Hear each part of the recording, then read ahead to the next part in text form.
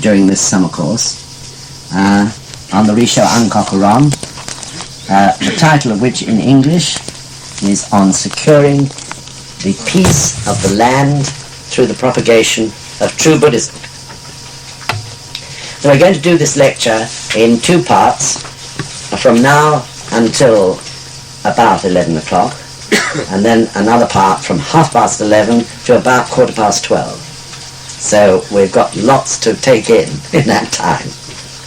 But I think you'll find it exciting. So this gosho, when you read it on the surface, seems very heavy. But actually, when you get a little bit deeper, you dig a bit deeper, then you realize how incredible and exciting it is, because the whole concept of Kosen Rufu, and indeed the totality of Nichiren Daishonin's teachings, are contained in this one gosho. So it's an incredible work. So first of all, just so as we're all familiar with the part we're dealing with today, I'll ask Bill Jarvis to read through the whole of the part one that we're talking about today. RISSHO ANKOKU RON. During this summer course. And indeed, why has it been chosen at intervals for study in Japan and in probably most other parts of the world, wherever SGI members exist?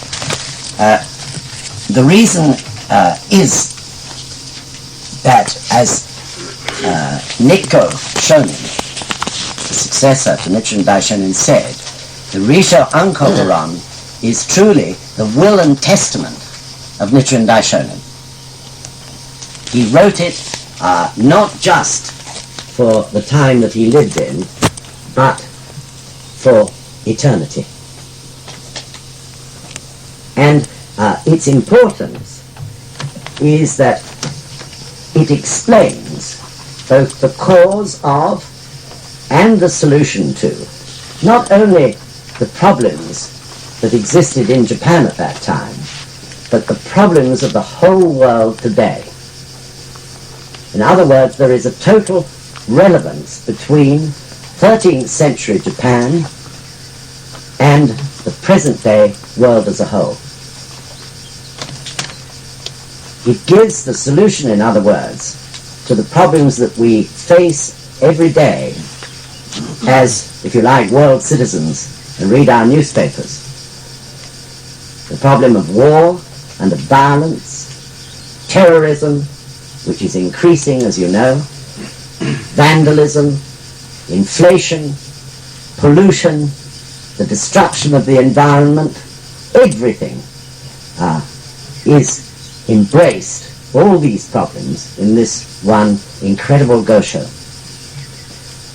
So the state of 13th century Japan exactly matches the state of the world in every respect. So I hardly need remind you, if you look around, at what, horrors one sees in all directions.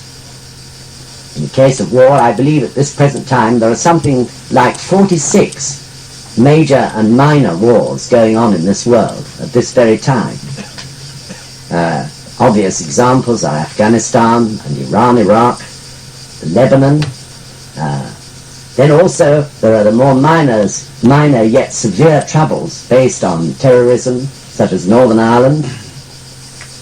Everywhere we look, we see problems and trouble on a big scale and on an ever-increasing scale at the moment. Then we see the famine in Africa, people starving by the million. And alongside it all, we're aware always of the nuclear threat, aren't we? So it's amazing to me, since I gave this lecture 5 years ago, or a series of lectures on this gosho, how much the world has deteriorated even in the past 5 years, since 1980. And at the moment, of course, we can't see any signs of it improving.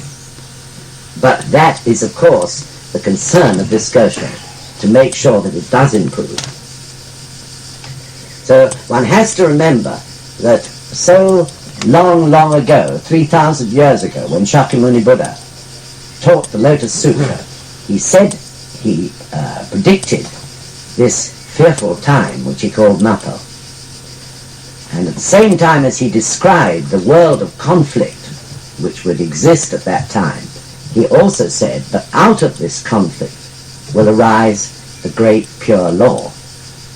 So this was his prediction, of course, of the appearance of the votary of the Lotus Sutra, Nichiren Daishonin, and of the great pure law of Nam-myoho Renge-kyo. So back in 1973, President Ikeda said that by the year 2001, we have to establish across the world what he described as a great peace force.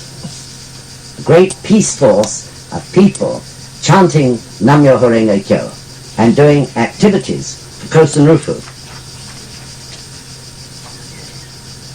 And that this would hold the balance and prevent the deterioration of this world any further.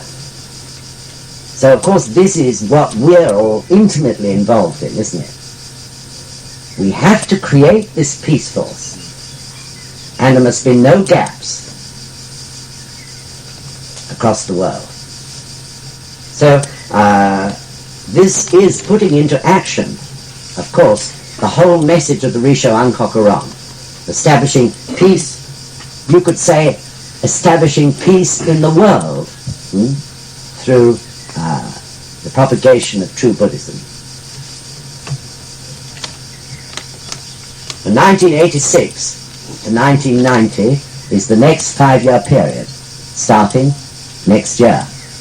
And recently, President Ikeda made clear that this is the time when we have to start to create this peace force.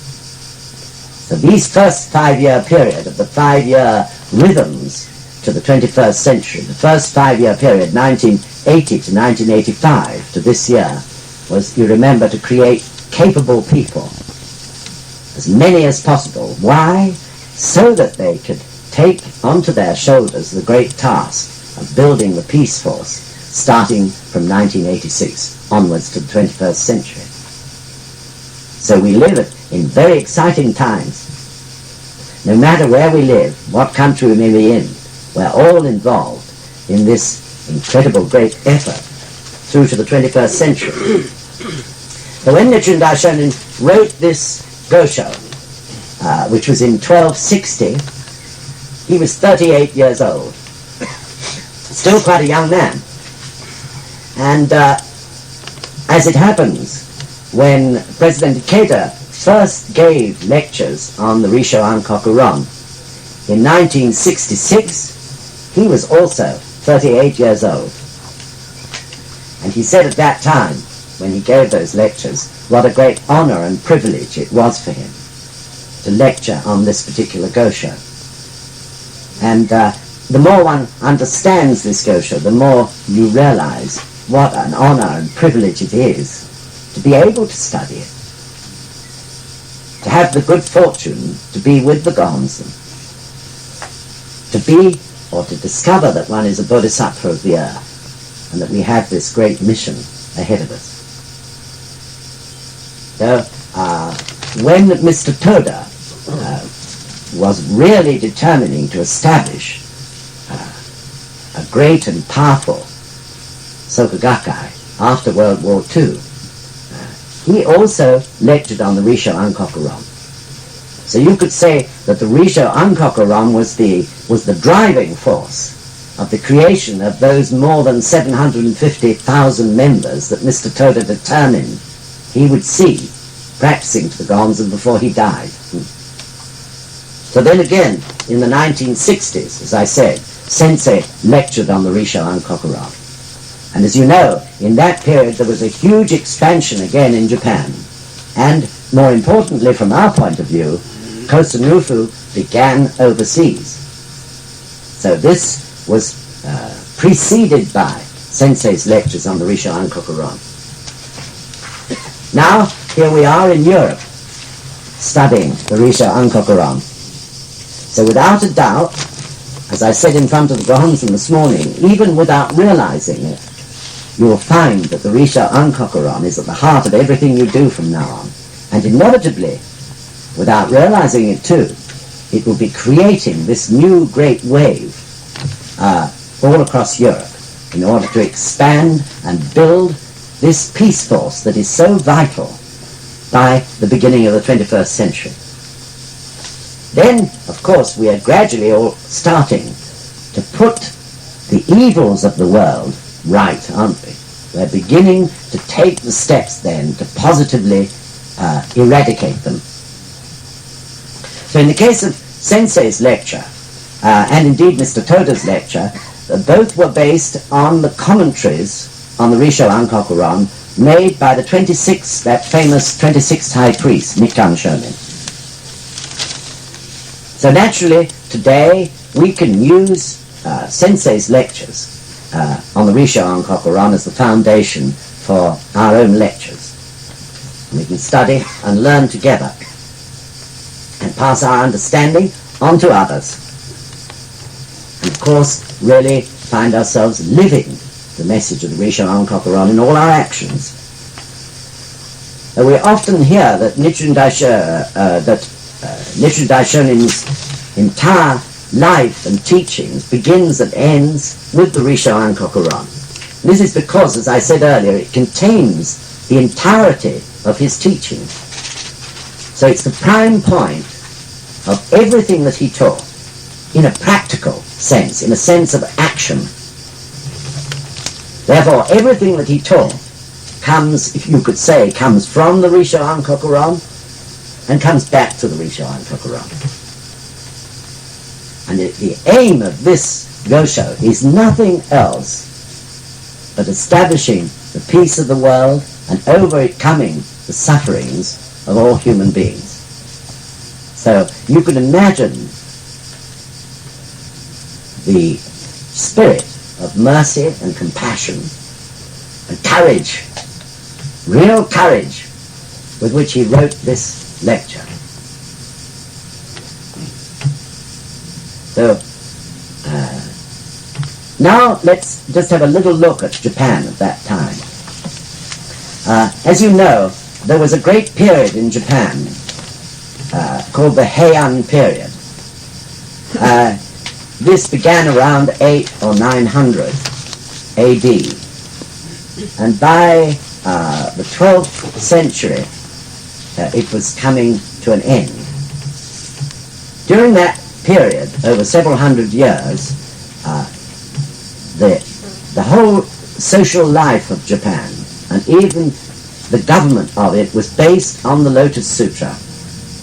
That is to say, the theoretical understanding of the Lotus Sutra as taught by Tentai the Great. And this was a period of great peace and great cultural development in Japan. You could say that all the great things one sees in Japanese culture today began at that time. So it's interesting that that period was based on the Lotus Sutra. But gradually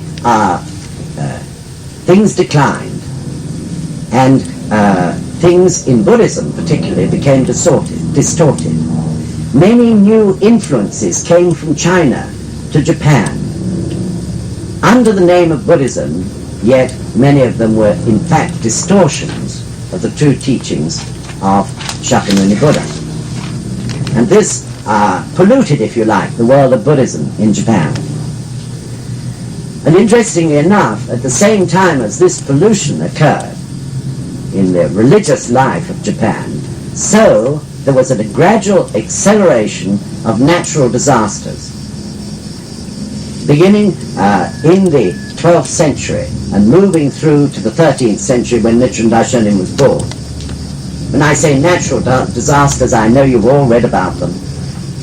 Terrible epidemics of disease, earthquakes, great storms and typhoons which sometimes came completely out of season, droughts and famines and fires, and also incredible, intense cold spells, cold weather. So during this period, running into the 13th century, the people of Japan were suffering terribly. Just as the first sentences of this gosho, the RISSHO ANKOKU RON, describe, death was everywhere. In fact, history books and records say that the population of Japan was about halved through all these appalling disasters that occurred one upon the other. So, as you know, Nichiren Daishonin had declared Nam-myoho Renge-kyo in 1253. And as it happens, the worst period of these natural disasters was from 1256 to 1261, a period of 5 years of absolute and utter hell for the people of Japan. The worst disasters that had ever been known to occur. Added to that, Japan was going through a period of, you could say in modern terms, political instability. The Emperor of Japan had been thrown out of power. He lived in Kyoto as nothing more than a puppet to the great samurai families and clans that were struggling with each other in order to gain power over all Japan. So in other words, not only the natural disasters, but the people lived in fear of the samurai rule, which was tightening its grip all the time. And as a result of the struggle between the various families and clans, civil war was on the brink of civil war. Added to that, as you know, Japan was threatened with invasion by the Mongols. So the Mongols under Genghis Khan swept across entire Asia and reached the shores of the Japan Sea. And during Nichiren Daishonin's lifetime, they decided to attack Japan and try to conquer it. That's another story, we can go into it later. So seeing all this, seeing this terrible situation, so shortly after Nichiren Daishonin declared Nam-myoho Renge-kyo in 1253, he determined that he had to do something about it. His whole heart was crying out, for the sufferings of people at that time. And he determined to take it on single-handed. Through his faith in Nam-myoho Renge-kyo, his absolute conviction in his understanding of what the true teachings of Buddhism truly are for this age. Of course, he knew that he would be persecuted severely. He knew that it would be a lifetime struggle, but he never flinched, and he began everything like a starting pistol at a race with this gosho, the RISSHO ANKOKU RON. So as you know, before he declared Nam-myoho Renge-kyo, Nichiren Daishonin had spent 13 years studying all the various Buddhist teachings in Japan. He, of course, was enlightened to Nam-myoho Renge-kyo within himself, but he had to be able to justify it in a scholarly way when he was attacked in debate and argument. So he spent all those 13 years studying the teachings of all the Buddhist sects in Japan and arming himself with all the necessary information and evidence of the validity of his teachings in the orthodox flow of Buddhism down through the ages from Shakyamuni. So of course, in terms of the way the Buddha teaches, that is preparation, revelation, and transmission. All the Buddhist teachings follow that form of preparation, revelation, transmission. So this period of 13 years was preparation, preparing the way for the great revelation that he was to make, which he made, of course, first in 1253 when he declared Nam-myoho Renge-kyo. So the reason he decided this was the time for action was, too, that the natural disasters in Japan were particularly concentrated on the center of government at that time in Kamakura.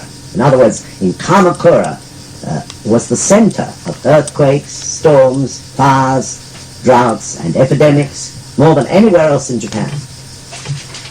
So he felt, this was the time he must strike. But even so, he went to Jisoji Temple, not so far from Taisekuji, because he wanted to, if you like, pinpoint further references which he would use in this thesis called the RISSHO ANKOKU RON when he presented it to the ruling authorities of Japan. So he again took things very carefully. In other words, this was preparation again, wasn't it? Before he made the revelation. And as it happens, whilst he was there in Jisoji Temple, he met Nikko Shonin, who was a young, I think, acolyte. I'm not sure if he was even ordained at that time. So interestingly enough, also at that time, the succession of the true teachings and the Gohonzon was established.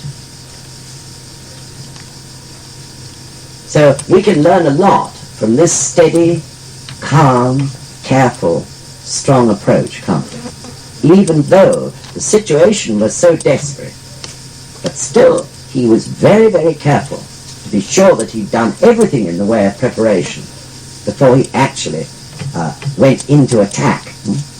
So it reminds one of that, the reply to Kyo, the Gosho reply to Kyo.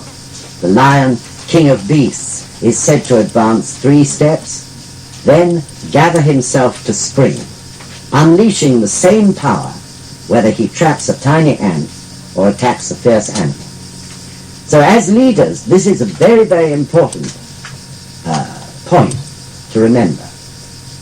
We should never panic, never rush. How often I've heard sensei say, don't rush, don't rush. Make careful preparations before we do anything. Sometimes members say, why have we got to make all these detailed plans? Especially new members may wonder. But of course, we are battling, aren't we, with the devilish force of life, which can appear in the form of Sanshashima, and create havoc unless we make the most careful preparations, including, of course, lots and lots of daimoku, in order to protect that activity. So Nichiren Daishonin gave a great example of this at that particular time. So then, having made all these careful preparations, came his revelation. He returned from Jisoji Temple to Kamakura, and then he wrote the RISSHO ANKOKU RON and submitted it to the most powerful man in Japan, whose name was Hojo Tokiyori. Hojo Tokiyori was in fact the retired regent, but in the power circles of Japan, he actually held the reins of power behind the scenes. So Nichiren Daishonin submitted this document to Hojo Tokiyori on the 16th of July, 1260. So isn't that interesting? That was 725 years ago, this coming 16th of July. And 725th anniversary can't fail to be a significant one in the rhythm of life. So can there be any possible doubt about the importance of us studying this RISSHO ANKOKU RON at this particular time, on the 725th anniversary of its writing?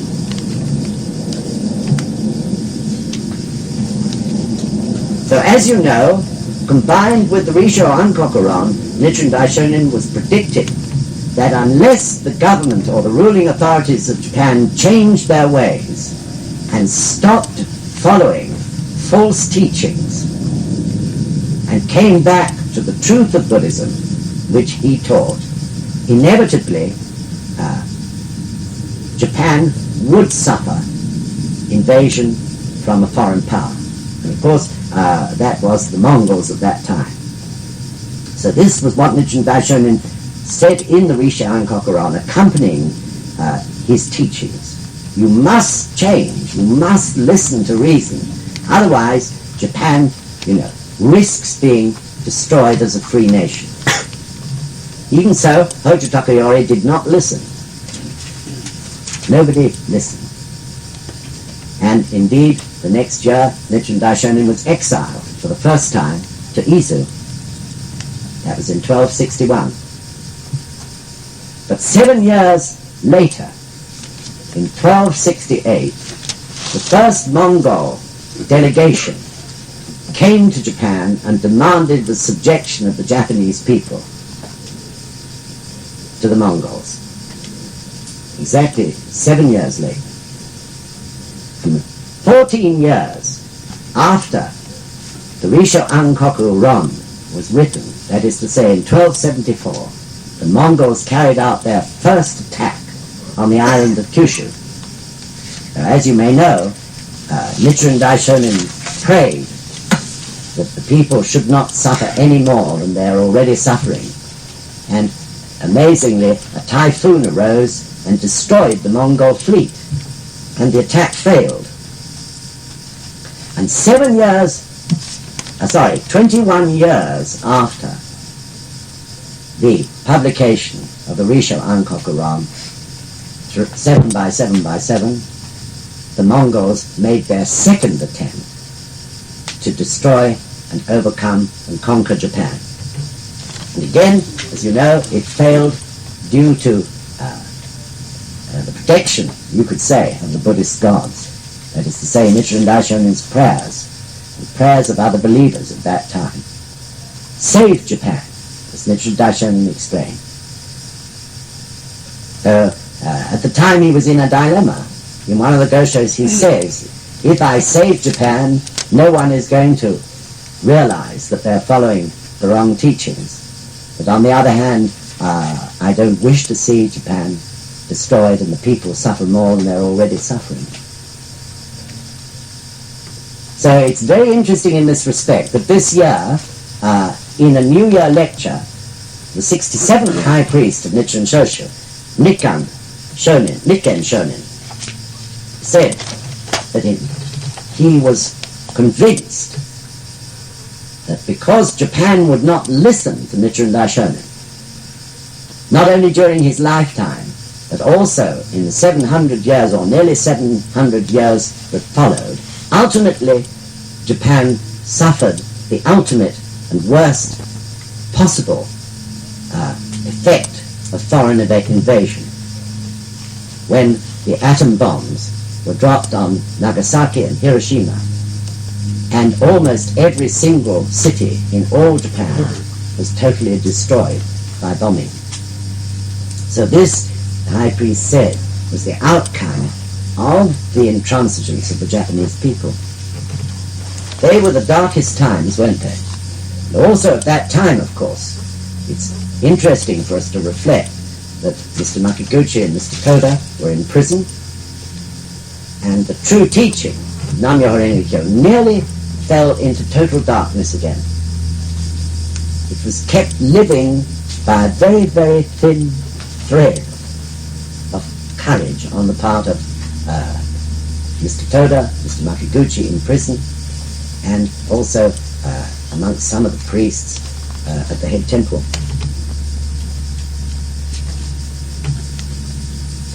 So things are different now, aren't they? Japan wouldn't listen for nearly 700 years, for more than 700 years.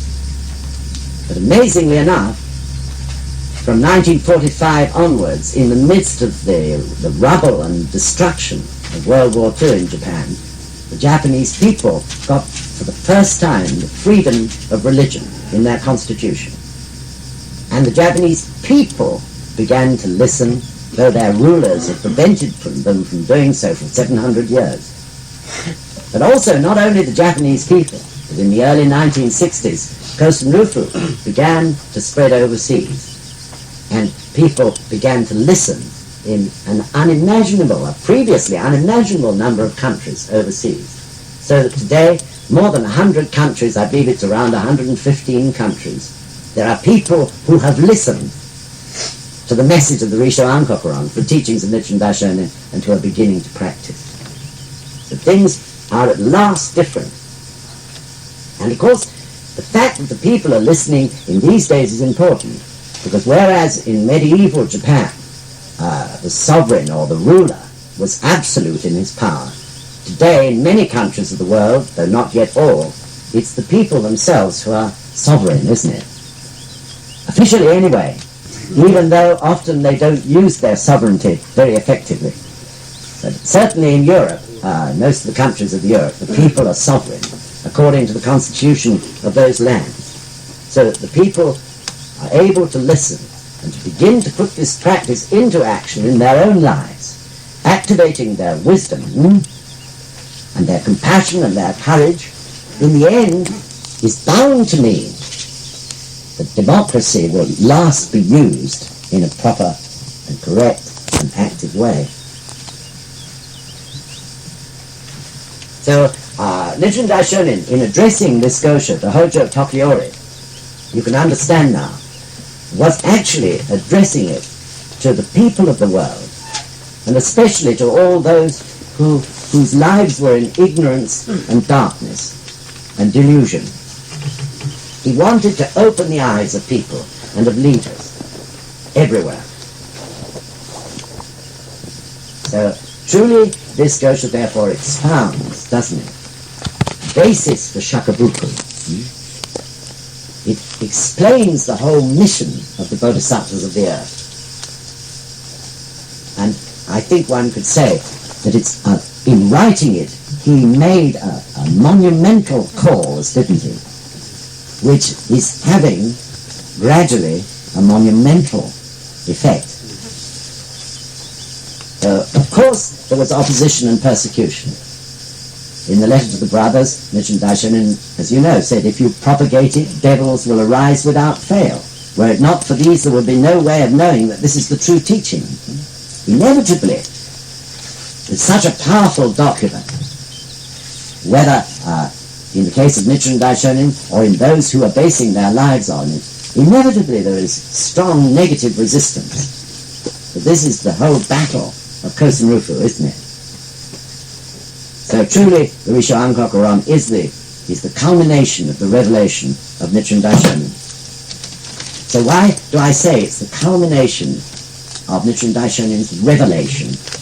Firstly, as we'll discover in a moment, the title of the RISSHO ANKOKU RON in itself contains all the teachings. The three great secret laws are contained in here.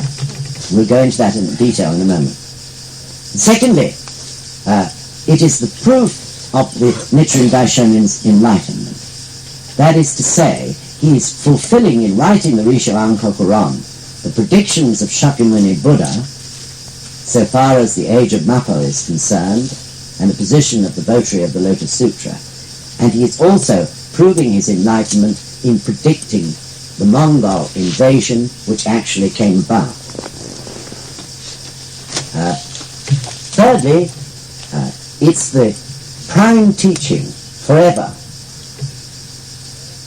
Whenever we may in the future make a remonstration in society about the state of the world or the state of our country, inevitably it will be founded on our understanding of the RISSHO ANKOKU RON.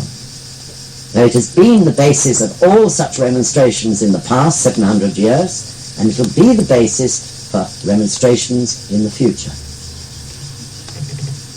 And fourth point, it is a public declaration. Many other gosho were written just for members. This gosho was written, wasn't it, basically for non-members, for shakabuku. So it is the most important public declaration made by Nichiren Daishonin concerning the validity and indeed necessity of his teachings in this age of Mappo. All other goshos are to followers, disciples. This gosho is addressed directly to society. So you'll notice that Nichiren Daishonin didn't call it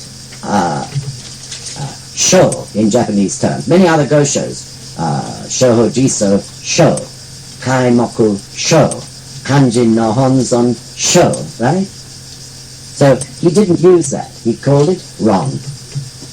What was the meaning of that? Sho means a document explaining a theory or bringing a theory to reality. That is to say, it's something more than just a letter. It is a document with a great purpose, if you like. That is the meaning of sho. Also, Nichiren Daishonin didn't use the word kyo, such as hokkekyo. Hokkekyo, meaning the Lotus, we use the term for the Lotus Sutra, hokkekyo. Kyo means the teaching of a Buddha or one of the Buddha's sutras. Same thing. On the contrary, he called it ron. Ron meaning a thesis, a profound thesis or essay. In other words, a great bodhisattva's thesis addressed to society for society's benefit. In saying that, I don't mean that Nichiren Daishonin wasn't a Buddha, but Buddhahood is expressed, isn't it, through the state of bodhisattva. So this was a great thesis or essay arising from his concern for the suffering of society and therefore for the benefit of that society. This is the meaning of ron. Ron, in other words, is actuality. Something that if people will only listen, they will inevitably benefit by hearing it. So then let's just briefly have a look at the way he framed this particular thesis. So as you can see, he used a form of conversation or debate between two characters. One was a traveller, and the other was the host of a place that he stopped at for the night. So Nichiren Daishonin is the host, and the recipient of this document, Hojo Tokiyori, is the traveller. And he develops the thesis, doesn't he, in the form of a question and answer, which he uses, of course, in many other writings as well. So he is asking, in a way, in this thesis, for Hojo Tokiyori just to stop for a moment on his journey of life and think, instead of blundering on blindly, which is what so many other human beings, including the ruling authorities of that time, were doing. I remember reading a book somewhere where Saint-Exupéry, he was a 20th century philosopher, said something like, if only people would stop and find a quiet room, close the door and think for a while. But if you look, particularly perhaps at politicians, statesmen, sometimes businessmen, various other fields of society, they're not stopping and thinking, are they? They're blindly going on, being pushed by various pressures, influences, and circumstances. So, by writing this, he wanted Hojo Tokiyori to stop and reflect. So in the gosho, the traveller is a follower of Nembutsu. So this is important because Nembutsu at that time was the most rapidly growing religion in Japan. It was spreading everywhere, and worse still, Nichiren Daishonin was quite clear that it was an evil influence, in that it taught that you could do little about your circumstances in this life, but if you chanted Nama Mida Butsu, then inevitably when you died, you'd go to the great pure land of the West, a sort of paradise. So we also understand this. There have been other religions that have taught in this way. So it in fact, it encouraged apathy, encouraged a feeling of help and helplessness amongst the people, and therefore it sapped their life force. Nichiren Daishonin explained that that is the greatest evil of all. The greatest evil which the devil of the sixth heaven can do, and that is his main function, is to sap people's life force. So this religion, Nembutsu, was actually encouraging and achieving that. So it was Karl Marx who said that religion is the opium of the people. The people were suffering in Japan. Nembutsu was an opium, like a drug, a dream, where they could escape from reality and just think about the possibility of heaven in the next life. So in some ways, of course, Christianity is similar. Definitely. It teaches people that they should suffer in silence and that they brought, their sins upon themselves, and it breeds in that way guilt, doesn't it? So also Christianity has some similarity to the sort of religion which Nembutsu was, breeding apathy and submission, or if not apathy and submission, then inevitably an active person who cannot maintain the high moral standards that Christianity says you should maintain suffers from this deep-seated guilt. So, in challenging the Nembutsu religion in this gosho, most particularly, Nichiren Daishonin is challenging the religious world of Japan. And of course, he is teaching, isn't he, the ultimate truth, which is Nam-myoho Renge-kyo. So it's not just for shakubuku. Certainly the Nembutsu people would have been doing just shakubuku in order to get their followers. But not only was he doing shakubuku, but he was also establishing, or struggling to establish, the ultimate truth, which was Nam-myoho Renge-kyo and the Buddhism. So the traveller asks the host 10 questions, and in this gosho, and there are 9 answers. The 10th question doesn't need an answer, because in the gosho, shakubuku has been successful. The traveller at last understands, and indeed determines to help to change this state of affairs in Japan. He's been shakubuku, but sadly Hojo Tokuyori himself didn't respond in the same way. So the title, RISSHO ANKOKU RON, as I said, contains everything.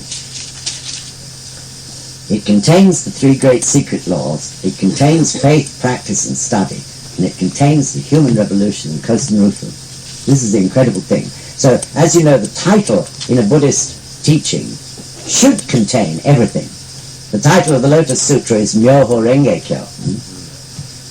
The title of the RISSHO ANKOKU RON contains all of Nichiren Daishonin's teachings in itself. So let's have a look now at RISSHO and Ankoku, which you've got up here, and some of you got in your handbooks. So Ritsu, establish; Sho, true; An, securing peace; Koku, country; Ron, thesis. So this is why it's translated as establishing the peace of the land through the propagation of true Buddhism. But also, as you can see, it could be, couldn't it, translated as thesis on securing peace in the land through establishing the ultimate truth, right? In some ways, that is, in a way, a more meaningful translation. But both are correct.